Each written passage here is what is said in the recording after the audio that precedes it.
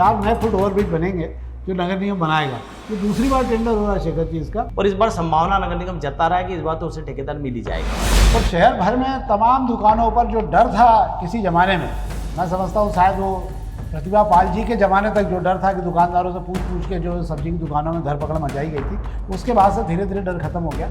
मुझे लग रहा है डर शायद शहर में खत्म हो गया और उसके कारण जो है हर कोने में आप ढूंढने निकल रहे हो तो पॉलीथीन मिल रही है। इंदौर सफाई में इस बार महागुरु बन चुका है। अब महागुरु वाले शहर में अगर सिंगल यूज प्लास्टिक के उपयोग पर रोक के बावजूद आपको अगर आसानी से प्लास्टिक उपलब्ध हो रही है तो ये बड़ा ही चिंता का विषय है। इसमें पंडित गोलू शुक्ला क्षेत्र क्रमांक 3 के विधायक जो हैं वो हितानंद शर्मा और हेमंत खंडेलवाल जी से मिले हैं और उन्हें ताकीद किया गया उनके चिरंजीव को लेकर कि जो है भविष्य में अगर जब भी कहीं रुद्राक्ष की कोई शिकायत अगर मिलेगी तो इस बार जो है उनको बख्शा नहीं जाएगा। गोलू शुक्ला को बोलकर एक तीर से कई निशाने लगा दिए गए हैं।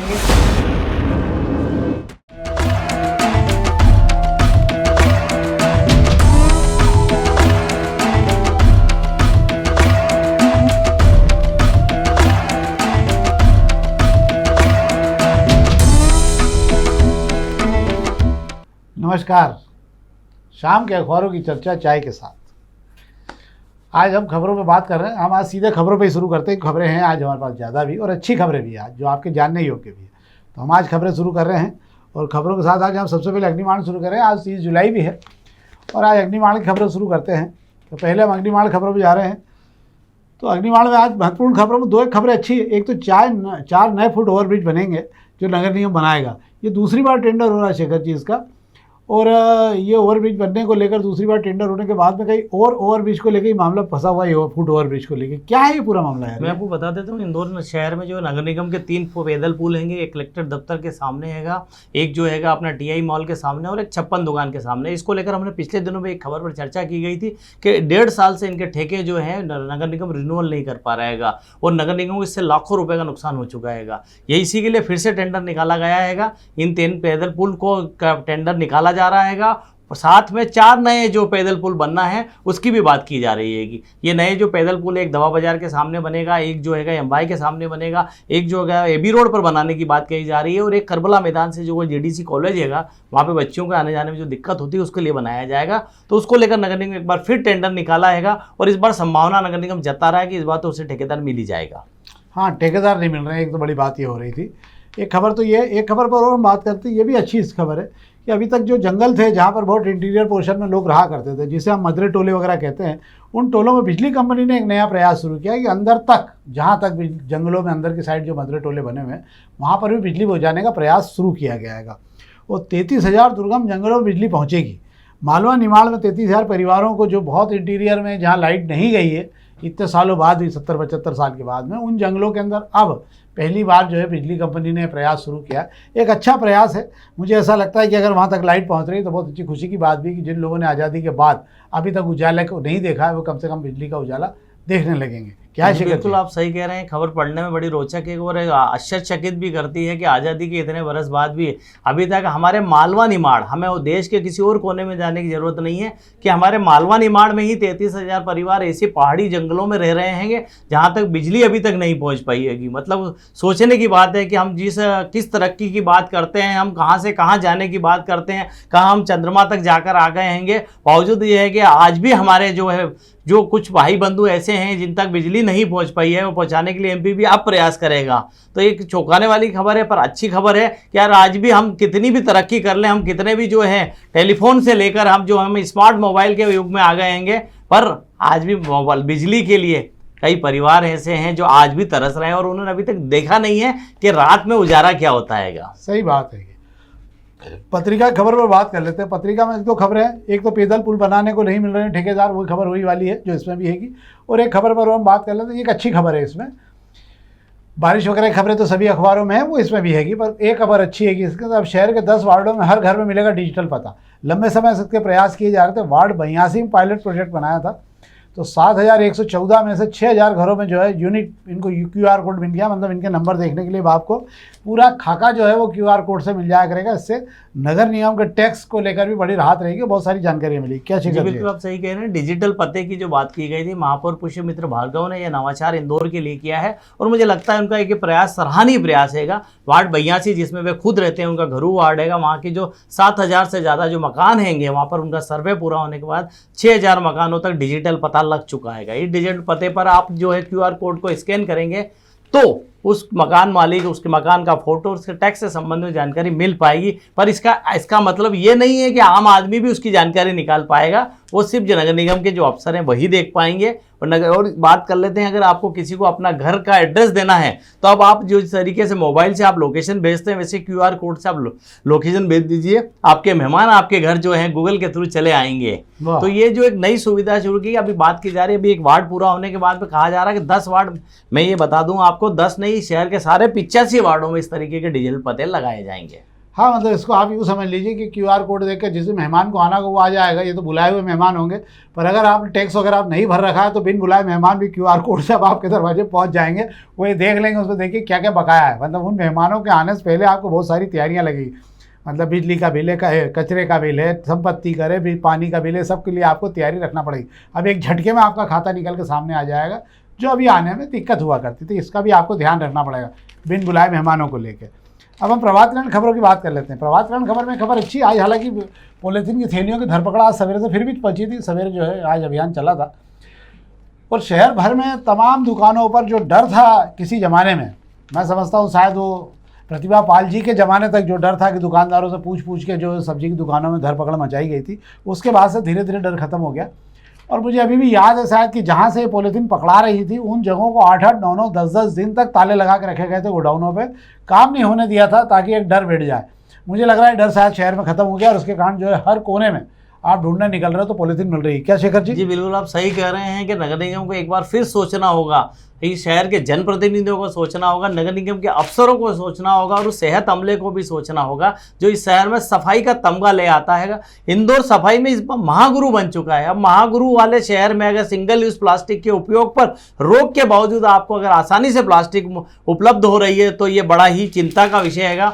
अपर आयुक्त अभिलाष मिश्रा ने कल जो सभी जोन की टीम को शाम को अपने अपने इलाके में पॉलीथीन की जांच करने के लिए भेजा और देखा तो थोड़ी देर में जहां हाथ डाला वहां से प्लास्टिक की थैलियां ही निकल कर आ गई। इसके अंदर सब्जी वाले हो गए, फल वाले हो गए, इसके अंदर ये दुकान वाले भी हो गए, दूध की दुकान हो गए, एवर फ्रेश हो गए, किराना हो गया, राशन की दुकान हो गई, तमाम तरह की दुकानें जहां जहां नगर निगम का अमला पहुंचा उन्हें आसानी से पॉलीथीन मिल गई और तगड़ा जुर्माना भी लगाया गया। पर विषय ये नहीं है कि जुर्माना लगाया गया, विषय ये है कि जो शहर देश में सफाई का अव्वल है, महागुरु है, जिसको देख के दूसरे शहर सीख रहे हैं, उस शहर से पॉलीथीन गायब क्यों नहीं हो रही है या पॉलीथीन खत्म क्यों नहीं हो रही है, कहां से आती है और इसका कारोबार करने वालों पर नगर निगम नकेल क्यों नहीं कस पा रहा है। इसी के अंदर मैं आपको जोड़ देता हूं कि लोहा मंडी प्लास्टिक का गढ़ बन चुका है। इस लोहा मंडी के ट्रांसपोर्टर में जो है लगातार पॉलीथीन के आवक जावक बनाए रखे हुए हैं और शहर में जितनी भी पॉलीथीन जा रही है वो लोहा मंडी भी उसके लिए एक जवाबदार है। और यहाँ के ट्रांसपोर्टरों के जब छापा मारा जाता है, नगर निगम को पॉलीथीन का जखीरा मिलता है, उसके बावजूद भी इनकी जो है हिम्मत जो है कम नहीं हो रही है और नगर निगम का डर इन्हें नहीं है कितना भी जुर्माना लगा दे। अब कहा जा रहा है, मैं आपको बता देता हूं कि अब कहा जा रहा है कि नगर निगम ऐसे ट्रांसपोर्टरों पर नकेल कसने के लिए इनके खिलाफ FIR दर्ज कराने की मंशा जता रहा है और अगर ऐसा होता है तभी शहर से मुझे लगता है पॉलीथीन का कारोबार खत्म होगा। सही बात है और ये होना भी चाहिए। मुझे लगता है कि अभी भी जिनके यहाँ से जब्त होती है उनको तो सील कर देना चाहिए ताकि 2-4-8 दिन उनको बाहर बैठने को मिले, ताकि भविष्य में डर हमेशा होना चाहिए। मैं हमेशा कहता हूँ कि व्यवस्था का डर होगा तभी हम आगे कुछ कर पाएंगे, नहीं तो आपने पकड़ा, उन्होंने पैसे भर दिए, कल से फिर वो दुगना माल वगैरह के अपनी भरपाई करेगा, वो छोड़ेगा नहीं, वो उसकी आदत में आ जाएगा। अब हम बात कर लेते हैं दोपहर की खबरों की। दोपहर के पहले पेज की खबरों की बात मैं आपसे कर लेता हूँ। दोपहर के पहले पेज की बहुत महत्वपूर्ण खबर है।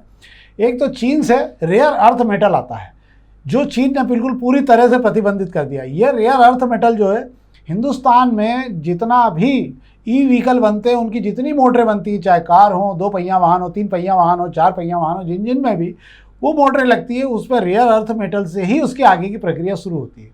चीन ने उस पर गला दबा दिया है और चीन के गला दबाने के कारण जितनी कंपनियां जो 2 व्हीलर 3 व्हीलर व्हीकल बनाने वाली कंपनियों को मोटरें सप्लाई करती थी, उन्होंने पिछले 20 दिन पहले भी सरकार से कहा था कि इस मामले में हस्तक्षेप करो, सरकार का ध्यान उस पर गया नहीं शायद। और अब 31 तारीख तक उन तमाम कंपनियों ने अपने जितनी भी जो ई व्हीकल बनाने वाली कंपनियां, उनको एक चिट्ठी भेज दी है कि 31 तारीख के बाद अब हम मोटर का सप्लाई करने के लिए सफल नहीं हो पाएंगे, क्योंकि हमारे पास में रेयर अर्थ मेटल नहीं है। दूसरा, कंपनियों में भी अब धीरे धीरे काम बंद होना चालू हो गया है। क्यों? क्योंकि अब मोटरें नहीं मिल रही हैं, तो पूरी गाड़ी पूरी तरह जाम हो जाएगी। आपको ये जानना चाहिए कि हिंदुस्तान ई व्हीकल के क्षेत्र में दुनिया में तीसरे नंबर पे आ गया था, चीन के साथ बराबरी की स्पर्धा कर रहा था। वो चीन को लगा कि आने वाले समय में शायद भारत आगे निकल सकता है, इसलिए उसने रेयर अर्थ मेटल का जो वहाँ से सप्लाई होता था, जो पहले निर्बाध होता था, उसको बुरी तरह से रोक दिया है। नए सिरे से अगर हम रेयर अर्थ मेटल के लिए कोशिश करेंगे तो जो मोटरें हम मंगाएंगे, इंपोर्ट करेंगे, उस पर 15% कस्टम ड्यूटी और बाकी ड्यूटी लगेगी। तो यहाँ आते आते मोटरें कम से कम, हर मोटर छोटी से छोटी मोटर भी 4 से 5 हज़ार महंगी पड़ेगी। परिणाम ये होगा कि जो ई व्हीकल अभी आपको सस्ता और सब्सिडी पे मिल रहा है, उसकी इतनी कीमत बढ़ जाएगी कि आपकी खरीद से बाहर हो जाएगी। सरकार बड़े उसमें है, जापान और ताइवान से भी बात की जा रही है, और भारत में अब खुदाई का काम अब शुरू किया गया है रेयर अर्थ मेटल के लिए। तो देखते हैं हम कि क्या स्थिति बनती है। पर त्यौहार का समय है और गाड़ियों की मांग में कमी होना शुरू हो जाएगी। एक और खबर है कि ट्रंप के लिए कल आखिरी दिन है भारत के लिए टैरिफ को लेकर। ट्रंप आज बोल चुके हैं कि 25% तक टैरिफ वो लगाएंगे। पर दूसरी तरफ ट्रंप ने जो है नई शर्तों में डाला हुआ है कि भारत को बोइंग, बड़ी तादाद में हथियार, ये सब अब अमेरिका से खरीदना पड़ेंगे। 500 अरब डॉलर का जो व्यापार होना है भारत और अमेरिका के बीच, उसको लेकर अब ये नई शर्तें जो जुड़ी हुई हैं, उसको लेकर भारत भी लगभग सहमत होने की तैयारी में। पर जो सबसे बड़ी दिक्कत है वो ये है कि अमेरिका में ट्रंप ने अभी दबाव बना रखा है कि जैसा दूसरे देशों ने बाजार खोल दिए अमेरिका के लिए, अमेरिका के डेयरी और अमेरिका के अनाज के लिए, वैसे ही भारत भी खोले। भारत अभी तक इसके लिए तैयार नहीं है, पर माना जा रहा है कि कुछ शर्तों के साथ, इसमें कुछ रियायत के साथ इसको कल खोल सकता है। कल आखिरी दिन है, हमारी नज़रें इस पर लगी रहेगी। एक खबर पर और हम बात कर ले रहे हैं आपको इसी प्लेटफॉर्म पर, दोपहर न्यूज़ के प्लेटफॉर्म पर हमने एक बहुत बड़ी खबर की थी उस समय पे, और हमने कहा था तलावली चांदा तालाब जो है उसको धीरे धीरे ख़त्म करने की कोशिश की जा रही है, और मंत्री के संरक्षण में उस तालाब को बना जो है ख़त्म करने की कोशिश की जा रही है। तो जो उसका पानी आने के लिए जो चैनल थी उसको जो है, जो पानी की चैनल थी उसको रोक कर वहाँ पर जो है बिना नक्शा पास कराए लेक व्यू होटल बना दी गई थी, जिसके कारण जो है चैनल में से पानी आना तालाब में बंद हो गया। तो ये 80 एकड़ का तालाब था तलावली चांदा का, और ये घट के 20 एकड़ का तालाब रह गया। इसके आसपास बड़े अतिक्रमण हो चुके।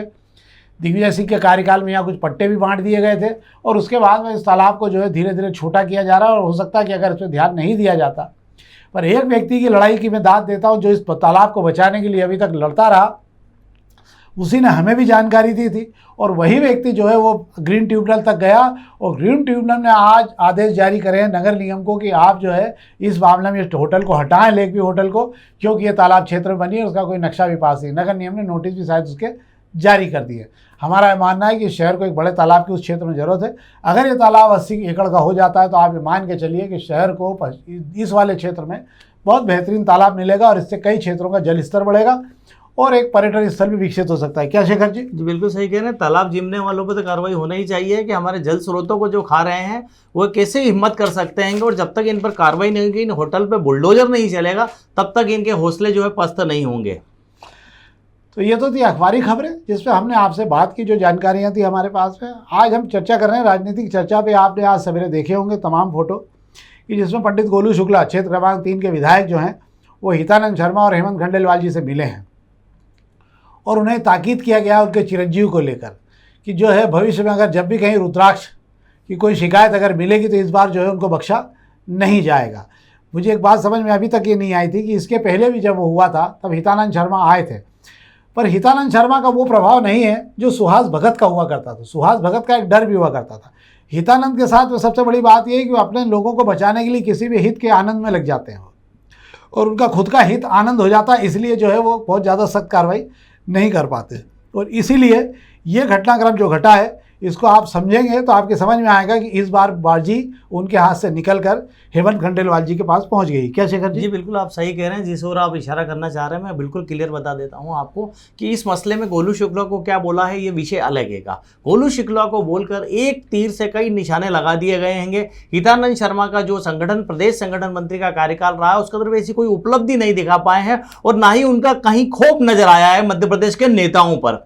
वे जिस तरीके से उन लोगों उनका मेलजोल माहौल है, जिस तरीके से वे आसानी से सब चीज़ों में मैनिपुलेट हो जाते हैं, उससे ये लगा कि आप प्रदेश अध्यक्ष को कमान अपने हाथ में लेने होगी। हालांकि हितानंद शर्मा का कार्यकाल पूरा होने वाला हैगा, पर जिस तरीके से आपने कहा कि सुहास भगत जैसा संगठन का जो डर हुआ करता था संगठन में उनके नाम का, वैसा डर नहीं हितानंद शर्मा पैदा कर पाए। उसके पीछे वजह ये रही कि हितानंद शर्मा हर नेता के साथ में जो है बड़ी आसानी से वो होते गए, मिलते जुलते गए। और जिस तरीके से आप जो बात कर रहे हैं, बचाने की बात कर रहे हैं, सारी चीज़ें का जब जब इनके ऊपर जिम्मेदारी है, ये हितानंद शर्मा उसमें जो है फेल साबित हुए हैं, जिस तरीके से कहा जा सकता है। प्रदेश अध्यक्ष हेमंत खंडेलवाल ने सीधी तरीके से पहली बैठक ली थी, सबको पहले दिन ही समझा दिया था कि आभा मंडल और दिखावे से दूर रहें, सामान्य कार्यकर्ता बनकर काम करें। इसके बाद उन्होंने कल जिस अंदाज से हितानंद शर्मा के थ्रू गोलू शुक्ला को बुलाया और जिस तरीके से अपनी बात रखी है, उससे यह तो साबित हो गया कि हितानंद शर्मा के भी होश उड़ गए हैं कि वे कहना क्या चाहते हैं। लगे हाथ हेमंत खंडेलवाल ने बता भी दिया है कि संगठन इसी कसावट से चलेगा। गोलू शुक्ला को कहना तो महज एक सिर्फ इशारा हैगा। प्रदेश के उन नेताओं तक भी संदेश पहुंचा दिया गया है जो इस प्रदेश में गुटबाजी को बढ़ावा देते हैं और जो अलग अलग गुटों में बटे हुए हैं। इसका सीधा सा असर इंदौर में पिछले दिनों भोज पार्टी मंत्री कैलाश विजयवर्गीय का जो भोज हुआ था, उसमें जो गुटबाजी दिखी है, उसकी रिपोर्ट भी जो हेमंत खंडेलवाल तक पहुंच गई है। प्रदेश के क्षेत्रीय जो संगठन मंत्री अजय जामवाल जी ने दीनदयाल दफ्तर पर अलग अलग विधानसभा के कार्यकर्ताओं से जो बात की थी, उसमें जो गुटबाजी निकल कर आई थी, उसकी रिपोर्ट भी हेमंत खंडेलवाल तक पहुंच गई है। ऐसे में यह तय माना जा रहा है कि हेमंत खंडेलवाल जब तक मध्य प्रदेश में है, काबिज हैं, तब तक मध्य प्रदेश में गुटबाजी को हावी नहीं होने देंगे। और जिस तरीके से मोहन यादव के प्रभार वाले जिले के नेता विधायक को सीधे हेमंत खंडेलवाल ने फटकार लगाई है, उससे यह तो साबित हो गया है कि मोहन यादव की भी सहमति उनके साथ हैगी। ये जोड़ी आगे बहुत सख्ती से काम करेगी और मुझे लगता है कि संगठन का अपना एक प्रभाव समय के साथ पैदा हो जाएगा। मुझे ऐसा लगता है कि समय के साथ संगठन का प्रभाव धीरे, अभी कोई सत्ता के प्रभाव में संगठन पूरी तरह से खत्म हो चुका था, पर अब धीरे धीरे लगने लगा है कि संगठन वापस नए सिरे से खड़ा होकर अपने कार्यकर्ता का सम्मान वापस लौटा लेगा। तो ये तो थी राजनीतिक खबर जिस पर हमने आपसे बात की। हमारा आग्रह है इस कार्यक्रम को अधिक से अधिक लोगों तक पहुंचाएं और अपने मित्रों तक इसे साझा करें। बहुत बहुत धन्यवाद।